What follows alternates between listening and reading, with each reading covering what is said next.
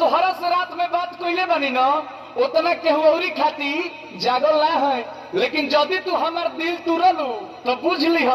हम संतोष पागल नहीं बना बुझे ज्यादा तो चिराई उड़न बाज हो तो बुझ ली हम हाय रंगा बाज हो बुझ ली हम हाय रंगा बाज हो मालूम ना एक फट की एको भाषा ना बोलबा कोनो विषय में हाय रंगा बाज हो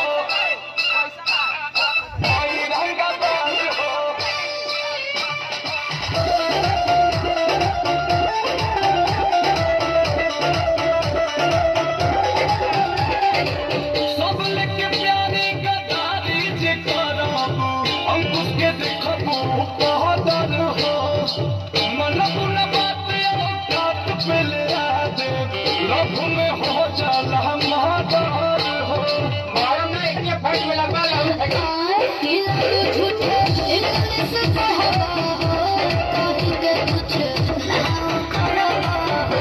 अरे करे जा हम बरसिंगा